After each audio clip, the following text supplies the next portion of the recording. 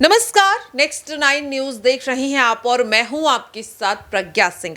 पटना में हुई विपक्षी दलों की बैठक के बाद कहीं ना कहीं अब बीजेपी हैरान तो है कि वाकई में ये विपक्ष एकदम से एक साथ कैसे हो गया, क्योंकि आपको बता दें कि बीते 23 जून को बिहार की राजधानी पटना में कई विपक्षी दल महाबैठक में शामिल होते हुए नजर आए। इस बैठक का आह्वान बिहार के मुख्यमंत्री नीतीश कुमार ने किया। नीतीश कुमार ने लगभग सभी बड़ी पार्टियां जो विपक्ष में जानी जाती हैं उनके मुख्यमंत्री या फिर उनके राष्ट्रीय अध्यक्षों को या जो उनके बड़े चेहरे हैं उन्हें बुलाया। आम आदमी पार्टी हो या फिर समाजवादी पार्टी, कांग्रेस हो या फिर टीएमसी, ऐसी तमाम पार्टियां यहां पर देखने को मिली इस विपक्षी दल की महाबैठक में, जिसके बाद बीजेपी के कई मंत्री बौखलाते हुए दिखाई दिए। इसी कड़ी में बात अब महाराष्ट्र की करेंगे, क्योंकि आपको बता दें कि महाराष्ट्र से भी पूर्व मुख्यमंत्री और यूबीटी प्रमुख उद्धव ठाकरे इस बैठक में शामिल हुए।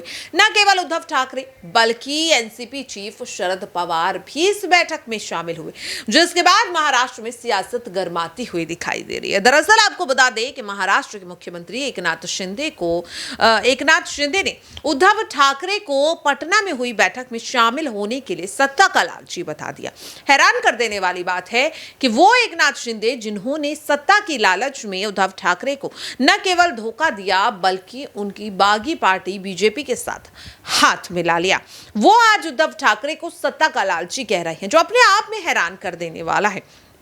क्या वो भूल गए कि साल 2022 में एकनाथ शिंदे ने खुद क्या किया था? किस तरह से उद्धव ठाकरे के 40 विधायकों को एकनाथ शिंदे रातों रात गायब होकर बीजेपी के साथ मिल गए और अब उद्धव ठाकरे का गुस्सा सीधे सीधे एकनाथ शिंदे और महाराष्ट्र के डिप्टी सीएम देवेंद्र फडणवीस पर फूटा है। दरअसल आपको बता दें कि जब पटना में उद्धव ठाकरे बैठक में शामिल होने के लिए गए थे, इस दौरान देवेंद्र फडणवीस ने एक प्रेस कॉन्फ्रेंस की। प्रेस कॉन्फ्रेंस में उन्होंने सीधे सीधे उद्धव ठाकरे पर सवाल खड़े किए, जिसे लेकर अब उद्धव ठाकरे का बड़ा बयान सामने आ रहा है। क्या कुछ वो कहते हुए नजर आ रहे हैं, अब आपको वो बताते हैं।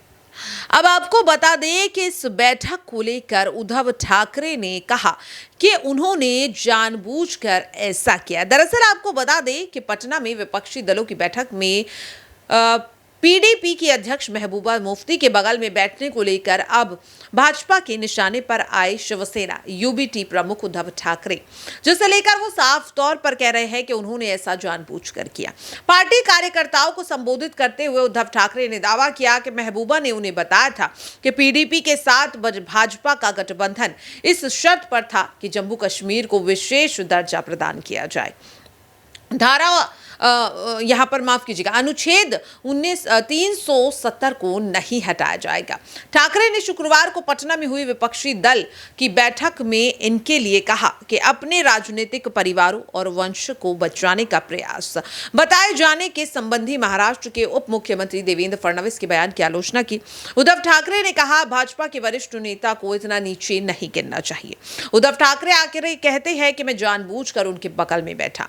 भारतीय जनता पार्टी के प्रतिद्वंद्वियों को निशाने पर साधते हुए फडणवीस ने शुक्रवार को कहा था कि विपक्षी दलों की बैठक केंद्र में नरेंद्र मोदी नीति सरकार को हटाने के लिए नहीं बल्कि वंशवादी राजनीति को बचाने के लिए थी। और इसी बात को लेकर अब उद्धव ठाकरे का गुस्सा फूटा। इस पर उद्धव ठाकरे ने पलटवार करते हुए कहा, जो लोग आपके साथ हैं वे पाक साफ हैं। आप जब महबूबा के साथ गए तब आपने हिंदुत्व छोड़ दिया, हम आपके नकली हिंदुत्व का बुर्का फाड़ देंगे। ये बात कहते हुए उद्धव ठाकरे नजर आए। ठाकरे आगे कहते हैं कि प्रधानमंत्री नरेंद्र मोदी और केंद्रीय गृह मंत्री अमित शाह सहित भाजपा नेताओं के साथ महबूबा की कई तस्वीरें कहा कि उनकी पार्टी में हिंदुत्व को नहीं छोड़ा। और फडणवीस पर पलटवार करते हुए ठाकरे कहते हैं, मैं अपने परिवार को लेकर बहुत संवेदनशील हूं, इतना नीचे नहीं गिरे। आपका भी एक परिवार है। आपके परिवार के बारे में व्हाट्सएप चैट सामने आई, इसके बारे में बात करना शुरू नहीं किया, क्योंकि अगर उनके यानी कि फडणवीस परिवार के बारे में बात करनी है तो उन्हें फडणवीस शासन करना पड़ेगा। ठाकरे फडणवीस की पत्नी अमृता और संदिग्ध सट्टेबाज अनिल जैनसानी और उनकी बेटी अनीक्षा के बीच व्हाट्सएप चैट पर हुई बातचीत परोक्ष रूप से जिक्र कर रही हैं। ये बात रिश्वत मांगने, अमृता फडणवीस से जबरन वसूली की कोशिश से संबंधित जय सिंघानी और अनीक्षा ने उनके चचेरे भाई निर्मल के खिलाफ एक चार्ज यहां पर एफआईआर भी दर्ज कराई। एफआईआर में अमृता और जय सिंघानी अनीक्षा के बीच व्हाट्सएप चैट पर हुई बातचीत और मैसेजेस के कई स्क्रीनशॉट शामिल हैं। उद्धव ठाकरे पर पलटवार करते हुए फडणवीस ने कहा कि उनका परिवार और भाजपा एक खुली किताब की तरह है, जिसे लेकर के साफ तौर पर देखा जा रहा है कि किस तरह से इस वक्त महाराष्ट्र में जो सियासी बवाल है वो बढ़ता हुआ दिखाई दे रहा है। अब सवाल ये उठ रहा है कि पटना में हुई बैठक में उद्धव ठाकरे के शामिल होने के बाद क्या वाकई में एकनाथ शिंदे अब घबरा रही हैं कि उनकी सरकार खतरे में पड़ने वाली है? क्योंकि जिस तरह से एकनाथ शिंदे ने सीधे सीधे उद्धव ठाकरे को सत्ता का लालची बताया, ये बयान कहीं ना कहीं सीधे सीधे उद्धव ठाकरे को लेकर शिंदे की बौखलाहट को दर्शा रहा है।